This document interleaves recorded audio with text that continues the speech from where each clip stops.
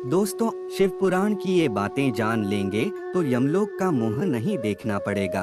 शिव पुराण में मनुष्यों के मुक्ति के लिए कई मार्ग बताए गए हैं। साथ ही कहा गया है कि कुछ ऐसे कर्म हैं जो जाने अनजाने ही मनुष्य को पाप के भागी बनाते हैं। इसलिए मनुष्य को अपने कर्मों का ध्यान रखना चाहिए।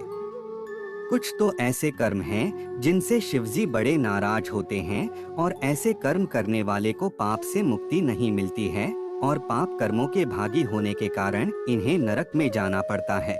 शिव पुराण के अनुसार इन कर्मों से बनते हैं पाप के भागी। हमारे धर्म शास्त्रों में मनुष्य के कार्य और व्यवहार से जुड़ी अच्छी बुरी बातों और पाप पुण्य के बारे में विस्तार से बताया गया है। शिव पुराण में मनुष्य के आचरण से जुड़ी ऐसी बातें बताई गई हैं और इन्हें पाप के तुल्य माना गया है। शिव पुराण के अनुसार इनमें से कोई एक कार्य करने पर भी वह स्त्री या पुरुष पाप का भागीदार माना जाता है। शिव पुराण के अनुसार ऐसी बातें मन में भी न लाएं। ऐसा व्यक्ति हमेशा ही शिव के कोप का भाजन होगा और कभी भी सुखी जीवन व्यतीत नहीं कर सकता।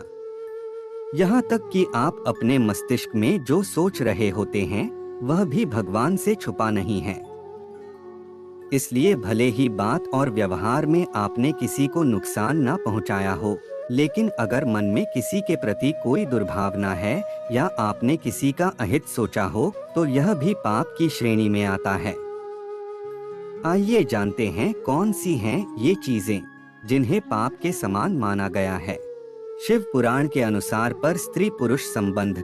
शिव पुराण में बताया गया है कि दूसरों के पति या पत्नी पर बुरी नजर रखना या उसे पाने की इच्छा करना भी पाप की श्रेणी में रखा गया है। ऐसा करना तो दूर, मनुष्य को इस बारे में सोचने तक से पाप लगता है। इसलिए मन अच्छी भावना रखना सबसे बड़ा धर्म है। माता पिता और गुरु का अपमान। गुरु, माता पिता, पत्नी या पूर्वजों का अपमान भी आपको कभी भूलकर भी नहीं करनी चाहिए। शिव पुराण में ऐसा करने वाले को भी पाप का भागीदार बताया गया है। अपने आचरण को अच्छा रखते हुए पूरे सम्मान के साथ सबसे बात करनी चाहिए। गुरु और बड़ों का आदर करने वाला उत्तम स्थान पाता है। ऐसे व्यक्ति को नहीं मिलती शिव से क्षमा। शिव पुराण में बताया गया है कि शराब पीना, गुरु की पत्नी पर नजर रखना, दान की हुई चीजें या धन वापस लेना महापाप हैं। ऐसे पाप करने वाले को भगवान शिव कभी भी क्षमा नहीं करते। इसलिए ऐसे कर्मों से मनुष्यों को दूर रहना चाहिए।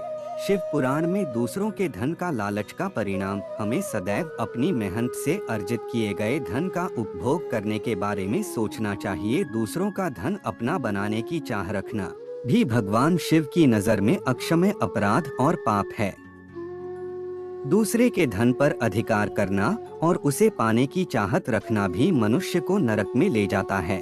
मंदिर में चोरी करने का परिणाम गलत तरीके से दूसरे की संपत्ति हड़पना, ब्राह्मण के घर या मंदिर की चीजें चुराना या गलत तरीके से हथियाना भी पाप माना जाता है।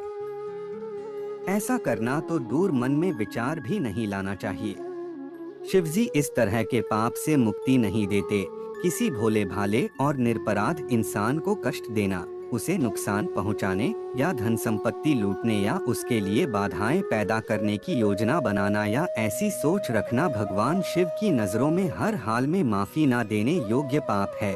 अगर आप चाहते हैं कि शिव आपसे खुश रहें और आप किसी भी हाल में उनके गुस्से का शिकार न हो, तो जाने अनजाने ये पाप न करें, क्योंकि इन पापों को भगवान शिव कभी माफ नहीं करते।